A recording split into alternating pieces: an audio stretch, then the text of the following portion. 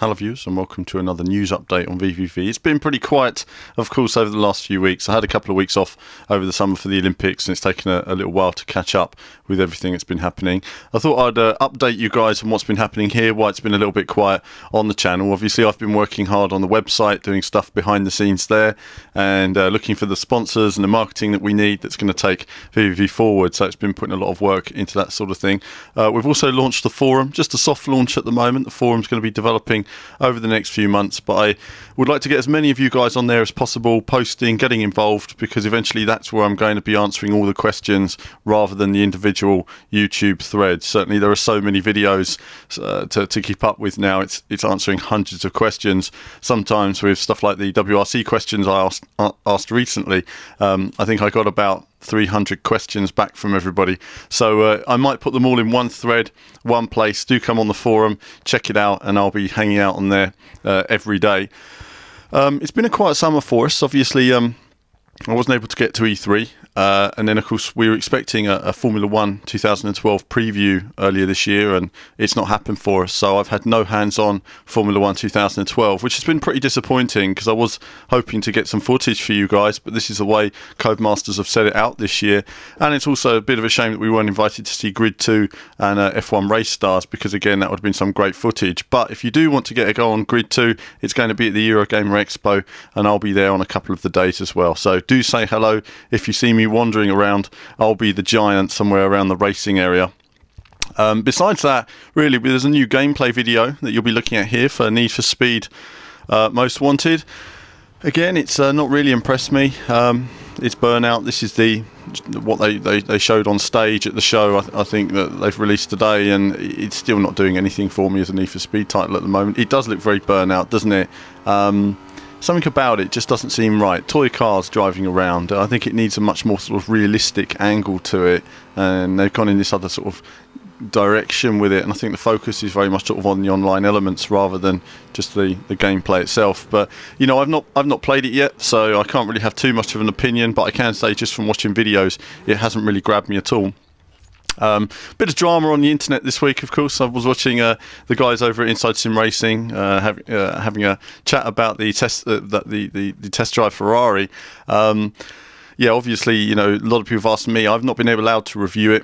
One of my videos got restricted, and the rest got restricted entirely, and I've not been allowed to show any content on the game at all, and I've not been sent a review copy. Obviously, it's not great. The game was never going to be great. As for Slightly Mad Studios, I see a lot of people levelling things and saying it's Slightly Mad Studios, but I will just say one thing in developers' defence. You know, when you have a game like Gran Turismo, Polyphony Digital are doing their bit. They have, you know, £50 million to spend. What you'll find sometimes is a publisher turns up with a very small amount of money, and they want to do a lot with a very small amount. So sometimes the developer, they want to make a great game, but they're restricted on the cash that they've got. So they put out the best they can with the money they have. And I think unfortunately for Ferrari games and the restriction that Ferrari do put on some of the developments, I think it's going to be unlikely that you're going to see a game that has massive investment into it unless they feel they can guarantee get that investment out again. And unfortunately, it's the game that ends up being not what it should be. And the developer, I mean, as I say, Slightly Mad worked for EA. EA were the ones who controlled the development of the title, so I think it's always worth levelling at that. And another good example actually is over the past week, Sony have closed down the Liverpool studio, developer of the Wipeout games. A huge shame, a huge loss, and they'd have looked at that and said, look, the Vita version of Wipeout didn't sell as well as it should. Well, the Vita didn't do very well, so if they were going to make a Vita game, it was always going to be a death knell. So sometimes developers do get collared for things that sometimes in the hands of publishers more than developers themselves, and that's why I'm sometimes quite, well, I would say some people say I'm easygoing. I'm easygoing on some developers, because when I know the restrictions that they have on financial input, you see what they come out with at the other end, and you say, wow, they did a phenomenal job. And that's why I'm pleased to see the Milestone team gradually improving, because their resources have been extremely restricted over the past few years, and it's good to see, you know, WRC3 developing in the right direction. No, it's not Richard Burns' Rally, it's not there yet, but it's a positive step. There's no doubt about that.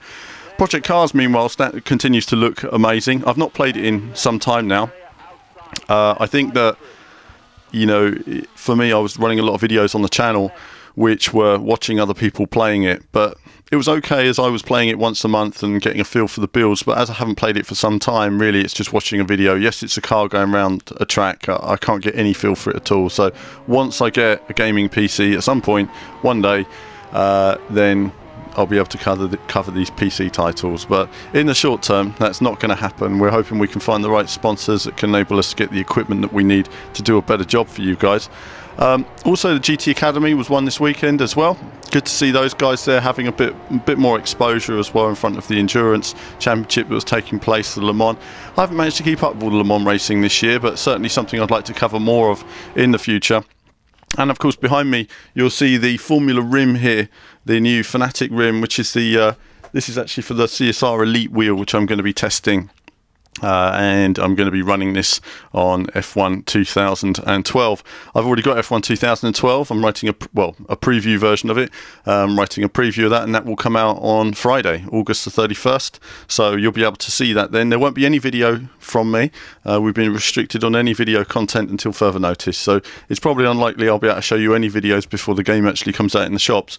As for the wheel itself, a lot of fun. You know, it's easy to use. I'm going to do a proper review on that once I've had a thorough test of it. But it's been a nightmare actually getting it all set up. But it is actually working now. And of course, you take off the old wheel as well, and that's just going to be knocking about. That's obviously a nice solid rim for your GT cars and everything else. But for the Formula rim, really does work well with the Formula 1 cars. There's a really great solid feel to it.